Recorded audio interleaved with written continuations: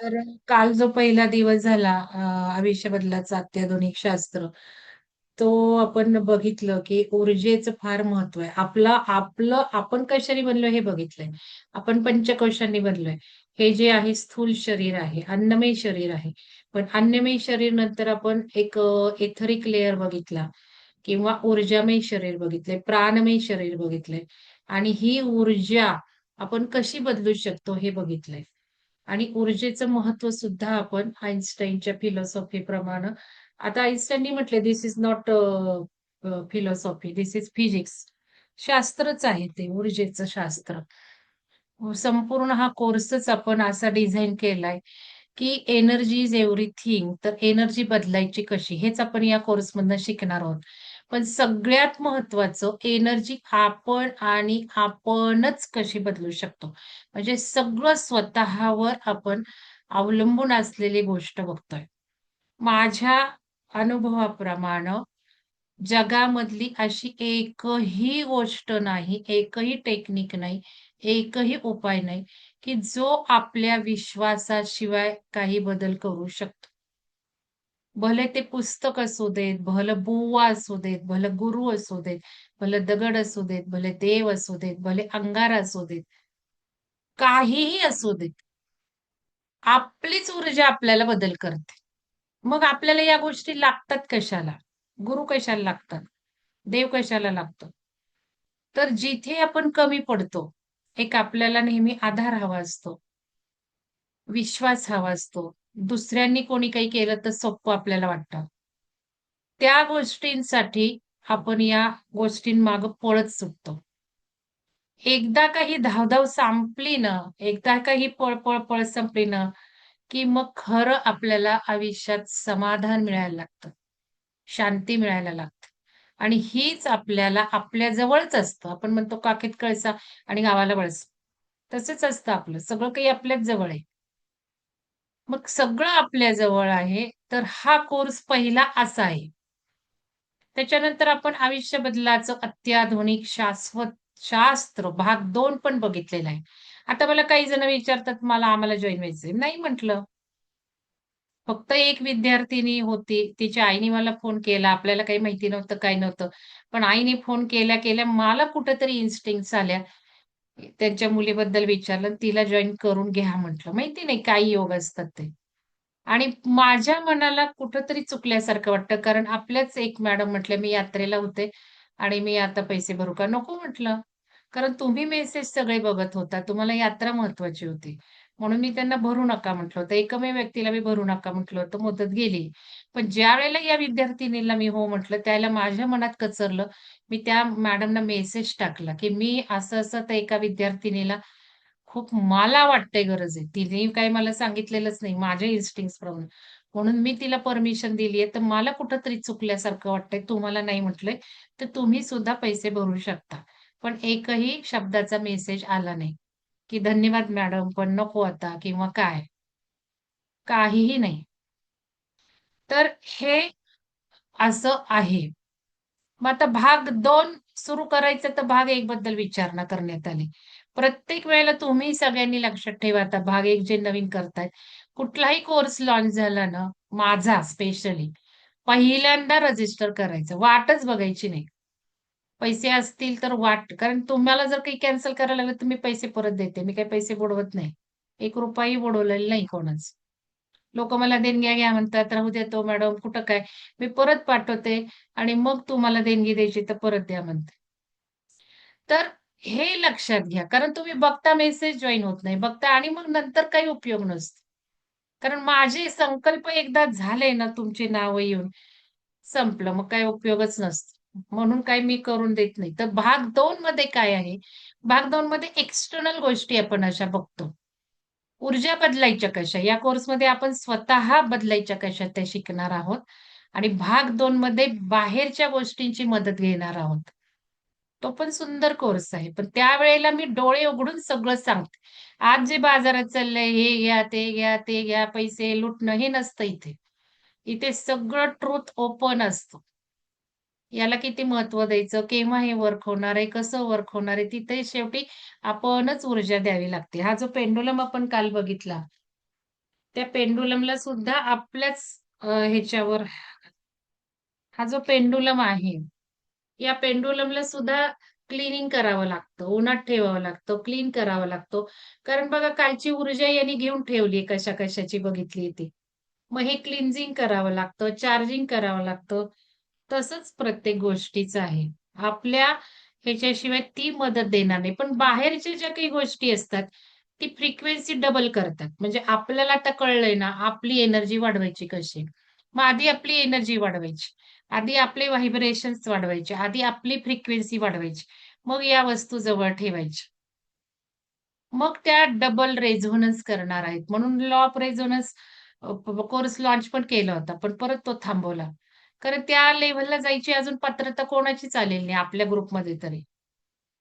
म्हणून मग मी म्हटलं, की काय घाई नाही. आधी हेच म्हणजे पुढचं पाठ आणि मागचं सपाट असं नकोय आपल्याला. म्हणून तो लॉ ऑफ रेझोनन्स हँगिंगमध्ये ठेवला, की जो हायेस्ट अजून डबल फ्रिक्वेन्सी करायला आपण जेव्हा वस्तू आणतो, त्या वस्तूंची गरज नाही स्क्वेअर करायला. आता तो स्क्वेअर म्हणजे 4 चा स्क्वेअर 16 नाही.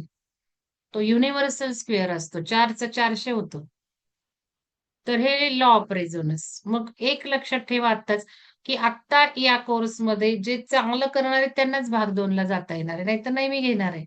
कारण माझी ऊर्जा अशी कारण आता हा 20,000 चा म्हटला कोर्स तरी कमीच पैसे होतील त्याचे. किती पैसे मी एका 2 दिवसाच्या याला 9,000 भरलेत. आणि तिथे काही नसते, अटॅचमेंट नसते, काही नसतं, काही नसतं. तर ह्या गोष्टी एनर्जी कोणासाठी मी द्यायची? पात्र लोकांसाठीच द्यायची. तर ह्याच्यामध्ये आपण एक स्मार्ट आणि ॲक्टिव्ह आणि बेस्ट पार्टिसिपंट काढायची पद्धत आहे. तर ती नवीन साधकांना सांगतेय मी. तुम्ही कोर्स सिन्सिअरली करा. कारण कालपासूनच चुका झाल्यात. जुन्या लोकांच्याही चुका झाल्यात. आणि मी ओरडून-ओरडून सांगते, की तुम्हाला जे करायचंय ते लिहू नका. काय आहे ना, प्रत्येक ठिकाणी आपण हावरेपणाच दाखवतो. हा हावरेपणा सोडला पाहिजे. एवढं मी 2 सांगितलं. तुम्हाला जे करायचंय ते लिहू नका. आपल्याला सारांश लेखन करायचं. सारांश लेखन म्हणजे काय? सगळा जो काही ट्रुथ आहे ब्रह्मांडातलं, इटर्नल कोर्सचं नाव काय आहे? शाश्वत शास्त्र. मग शाश्वत शास्त्राचा सारांश लिहायचा आहे, ना की आपल्याला काही करायचंय. मी एवढं 2दा लिहिलंय तरी मला हे करायचंय, मला ते करायचंय. करायच्याच भाषेत लिहिलेलं आहे. तर ते बदलायला पाहिजे. कारण ती तंत्र आहेत तंत्र. आणि तंत्र तर तुम्हाला एक्सरसाइज म्हणून दिलेली आहेत. मग ते लिहून तुम्हाला उपयोग होणार आहे का? कारण बघा आपली टेंडन्सी म्हणजे माझं आणि तुमचं सगळं सेमच आहे. असं काही वेगळं नाही मी इथे बसली म्हणून. आपलं कसं असतं माहिती का? आपल्याला काही करायचं म्हटलं ना, की नाही होत. पण खूप आळशी असतो. प्रत्येकाचा स्वभाव हा आहे. करायचं म्हटलं तर आळशी. दुसरं कोणी केलं ना, तर खूप छान असतं. मग पैसे देऊन म्हणा, मस्का मारून म्हणा, त्यांची कामं करून म्हणा. मग आपला जर नेचर असा आहे, आपला जर जन्मानुजन्माचा संस्कार असा आहे, आपला जर पॅटर्न असा आहे, मनुष्याचा पॅटर्न आहे. करायचं काही म्हटलं की अवघड जातं. कोणी केलं तर सोपं असतं. मग इथे तुम्ही करायच्या भाषा लिहिताय. मग कितपत तुम्हाला फायदा झाला? काल ती 5 वाक्य लिहायची म्हणजे वेडेपणाने सांगितलंय का लिहा म्हणून? त्याला शास्त्रच आहे पुन्हा तिथे. तुम्ही ज्यावेळेला बोटांनी वाक्य लिहिणार आहे आणि रात्री झोपणार आहात त्या रात्री, आज लिहिली असतील तर आजच्या रात्री, काल लिहिली असतील तर कालच्या रात्री. ज्यावेळेला तुम्ही ती झोपणार आहे, त्यावेळेला तुमचा ब्रेन सिंथेसिस करतो प्रत्येक दिवसभरात काय घडलं. मग दिवसभरात काय घडलं सिंथेसिस करतो आणि एखादं जर काही लिहून ठेवलंय, कसं लिहून ठेवलंय? कॉपी पेस्ट नाही. आत्ताचं जे युग सुरू झालंय 1 एप्रिल पासून लक्षात घ्या, बदल लक्षात घ्या ब्रह्मांडातले. 1 एप्रिल पासूनची ऊर्जा अशी सुरू झाली, कॉपी पेस्ट करणारा खड्ड्यात जाणार आहे. इथे हे वापरायचंय. कारण काल आपण पंचकोश बघितले, काल आपण लेयर बघितले. ऊर्जा लेयरच्या पुढे मनोमय लेयर, बुद्धिमय लेयर, विज्ञानमय लेयर. हे सगळं हे चाललंय क्लिन्झिंग ब्रह्मांडातला ब्रह्मांड आपल्या लेयरवर काम करतंय आणि आपण हे लेयर वापरले नाही ना, गंजून जाणार आहे आणि आपण कसलं इव्हॉल्यूट होणार आहे मग? आपल्याला मन, बुद्धी लेयरवर विचार करायचा आहे. आता लिहायचीत वाक्य तुम्ही. उगाचच दुसऱ्यांची बघून लिहू नका. वाक्य कशी लिहायची आहेत? वाक्य अशी लिहायची आहेत, तुमच्या आणि तुमच्या स्वभावाच्या पॅटर्नला, तुमच्या जीवनामध्ये, तुमच्या स्वभावाच्या पॅटर्नला कुठे बदल गरजेचा आहे, ती बदलणारी शास्त्राची वाक्य, शाश्वत शास्त्राची वाक्य तुम्हाला लिहायची, ना की तंत्र लिहायची आहेत. तंत्र तर तुम्ही वेगळ्या बाजूला लिहाच की डायरीमध्ये. काय-काय तंत्र आता कालची काय-काय तंत्र झाली ते लिहा वेगळ्या बाजूला. मग आता माझं वेगळं आहे स्वभाव, तुमचा वेगळा स्वभाव आहे. प्रत्येकाच्या स्वभावाने वाक्य बदलणार नाही का? कालचं सगळ्या कोर्समध्ये एक वाक्य गोल्डन होतं. ते फक्त एका व्यक्तीने लिहिलंय. श्रद्धा चाफेकर मॅडमनी. बाकी कोणी लिहिलं नाही. मी त्यांना म्हणतेय, की मॅडम खूप छान वाक्य लिहिली, पण त्याची नोंद सुद्धा कोणी घेतली नाही.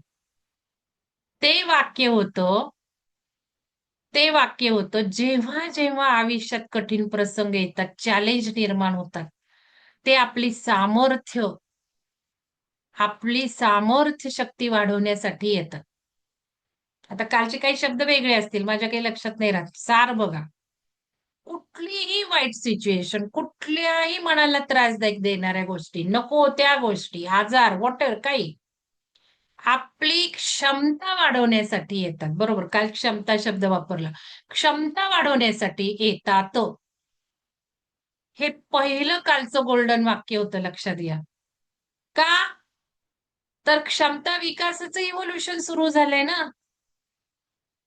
मग एनर्जी, फ्रिक्वेन्सी जुन्या लोकांचं तर झालं की 4 वेळा, 5 वेळा कोर्स झाले की वेड्यासारखा. मग काल नवीन नको होतं का ते? नवीन वाक्य होतं ना ते. कारण ऊर्जा सगळ्या मी बघितल्यात 1 एप्रिल पासून सुरू झालेल्या. आता बघा 1 मे पासून अजून वेगळ्या सुरू होणार आहेत ऊर्जा. मग 1 मेला कोर्स लॉन्च केलाय बुद्ध पौर्णिमेचा. तो कसा आलाय तुम्हाला सांगितलं. धाडकन आलाय तो कशाला तरी जोडून. मला माहितीही नव्हतं बुद्ध पौर्णिमा कधी आहे आणि काय आहे. मग मी उठून प्रतिपदा करता कॅलेंडर बघितलं. तर 1 मेला बुद्ध पौर्णिमेला तुम्ही सगळ्यांनी या, हा कोर्स केलेल्यांनी. त्यावेळेला तुम्ही बघा, प्लॅन करा सुदर्शन पिरॅमिडला. कारण जास्त लोकांना आलं पाहिजे ना, हे मला आज इन्स्टिंक्ट्सनी कळतंय. म्हणून 1 मेला मला असं वाटतं प्युअर ओपन मोफत कोर्स ठेवायला हवाय. कोर्स म्हणजे आपलं बुद्ध पौर्णिमेचं ध्यान. आणि मग 2 मेला शिवसर्वोदयशास्त्र भाग 4 आणि मग 3 मेला भाग 5. हे आजचं सगळं आलेलं आहे ऊर्जेकडून जास्तीत जास्त. पण ती नावं आली तर मी ठेवणार ना. नावं नाही आली तर आहे तसंच प्लॅनिंग ठेवणार. एक संधी सगळ्यांना द्यायची आहे. तर ती आज तुम्ही लिहायची आहे. कोणीतरी कोऑर्डिनेटरपैकी ग्रुपवर टाका. 1 मेला बुद्ध पौर्णिमेला मोफत कार्यक्रमाला, ध्यान कार्यक्रम आणि काही असेल आपलं काही सांगणं आहे आणि जे पेरणं आहे आपल्यासाठी एक कोर्समधलं पेरणं, ब्रह्मांडासाठी, पृथ्वीसाठी पेरणं. कारण 4-5 मे पासून खूप चॅलेंजेस येतायत आता, खूप चॅलेंजेस येतायत. त्याच्या आधीच आपण पिरॅमिडमधनं पेरण्या केल्या पाहिजेत. हे आजचं इन्स्टिंक्ट्स. तर तेवढं कोऑर्डिनेटरनी टाका कोणीतरी प्लीज.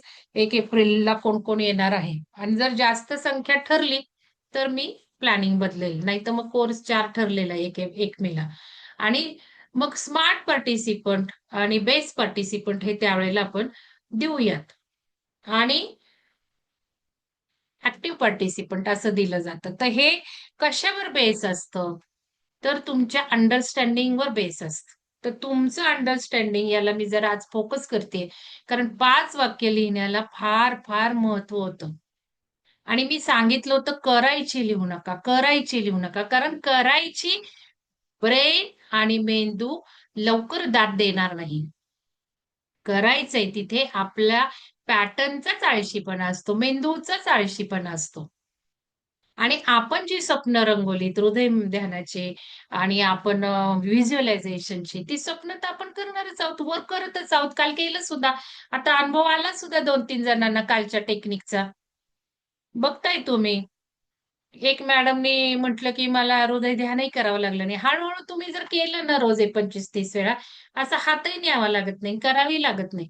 मनात येताच होतं. मी तर तुम्हाला माझ्या बाबतीत सांगते, माझ्या मनात येताच होतं असं नाही. माझ्या बाबतीत झालेलं असतं आणि मग माझ्या मनात येतं. उदाहरणार्थ समजा, आता आपण कालचं खायचं कोणी लिहिलंय, पेढा खायचा होता त्यांना. तर माझ्या बाबतीत कसं होतं, की पेढे आधी घरात आलेले असतात. मला काही माहिती नसतं किंवा मिस्टर निघालेले असतात घेऊन आणि मग मला असं वाटतं, की पेढा खायला मिळावा आणि त्यांनी घेतलेला असतो केव्हा. मग मी आल्यावर विचारलं, तर ते म्हणतात, "मी आधीच घेतला होता." हे म्हणजे आधी तयारी पूर्ण होती 20ची ब्रह्मांडाकडनं आणि मग माझ्या मनात येतं.